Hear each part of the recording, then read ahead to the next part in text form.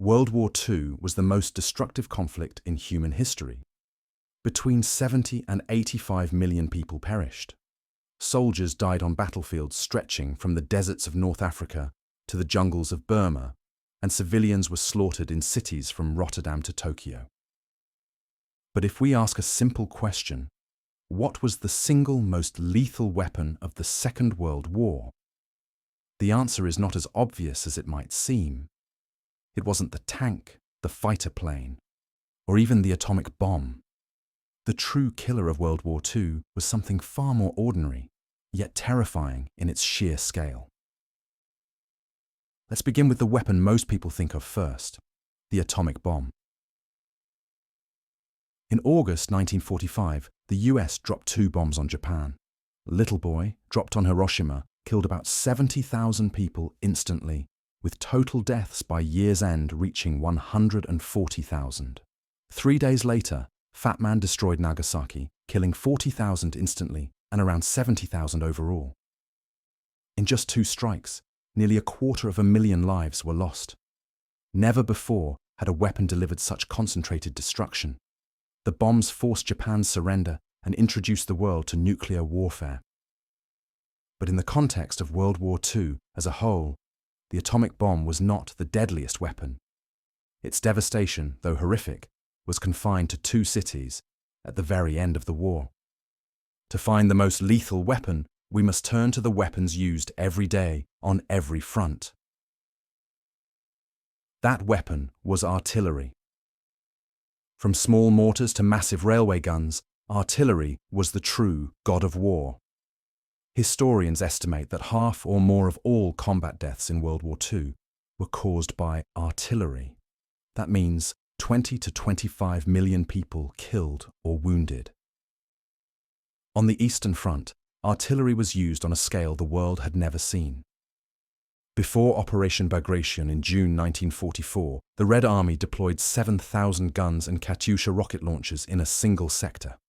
At dawn, they unleashed a barrage so intense that German soldiers reported the earth itself seemed to explode beneath them. Entire defensive lines were flattened in under 2 hours. The Soviets relied heavily on the ZIS-3 field gun and the fearsome Katyusha, capable of firing 48 rockets in under a minute. German soldiers called it Stalin's organ because of its howling shriek.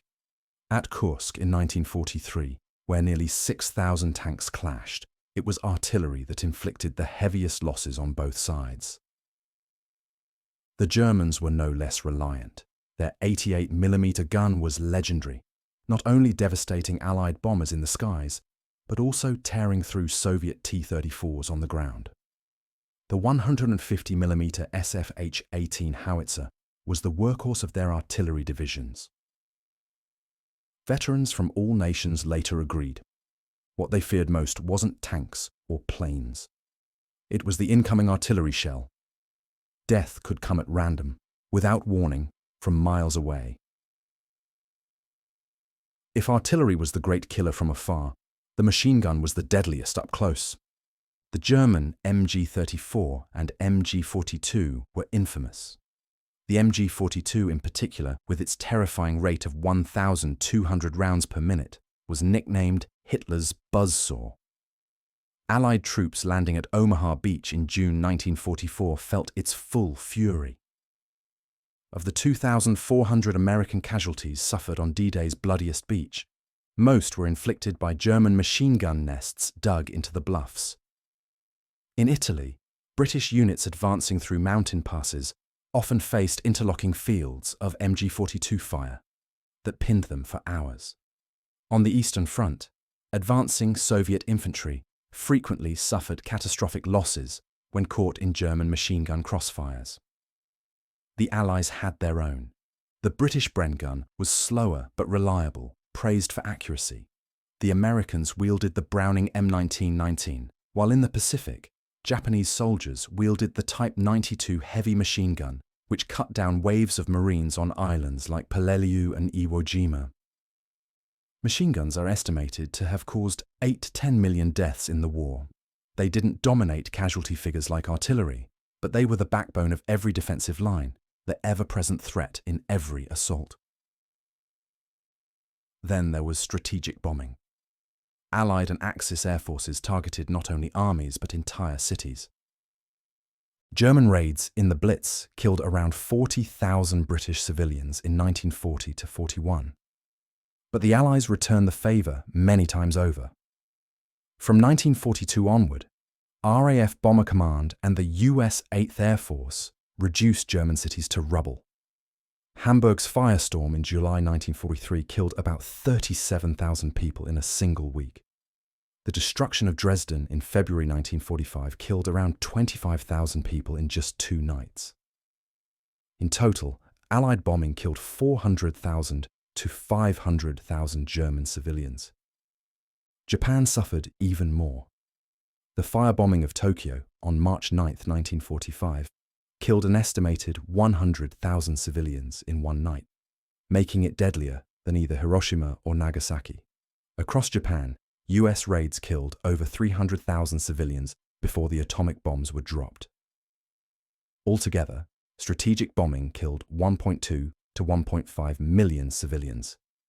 It was devastating to morale, but in terms of numbers, it never matched artillery or machine guns. World War II is often remembered as the era of the tank.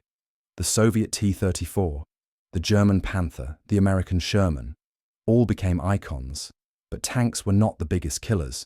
Even at Kursk, the largest tank battle in history, most deaths were inflicted by artillery and mines, not tank guns. Tanks were vital to breakthroughs, but they were not the main source of casualties. At sea, German U-boats wreaked havoc in the Battle of the Atlantic. They sank over 2,700 Allied merchant ships, killing more than 30,000 sailors. But while devastating to supply lines, their death toll paled beside land-based weapons. So which was the most lethal weapon of World War II? Let's rank them. At number 3, strategic bombing, killing about 1.5 million people, mostly civilians, in cities reduced to ash. At number 2, the machine gun, claiming perhaps 8 to 10 million lives, mowing down soldiers in Normandy, North Africa, Italy, and across the Eastern Front. And number 1, artillery. With an estimated 20 to 25 million killed or wounded, it was by far the deadliest weapon of the war. It pounded trenches, shattered tank assaults, and reduced cities to rubble. More soldiers died under barrages of mortars and howitzers than by any other weapon system. German survivors of the Eastern Front put it bluntly: it wasn't tanks we feared, it was the artillery. Soviet veterans agreed, remembering endless days under bombardment when the very air seemed to vibrate with steel. World War II ended with the sudden blast of the atomic bomb, but it was fought and suffered under the relentless thunder of artillery. It was not the most glamorous weapon. It did not inspire legends like Spitfires, Shermans, or U-boats, but it killed more people than all of them combined. In the end, the most lethal weapon of World War II was not new, not high-tech, and not revolutionary.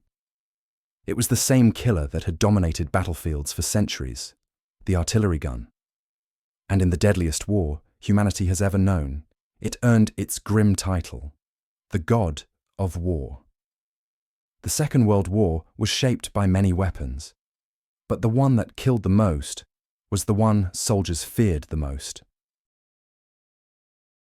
So, which army in World War II do you think had the best weapons? Let me know in the comments, and please like, share and subscribe for more analysis of the Second World War.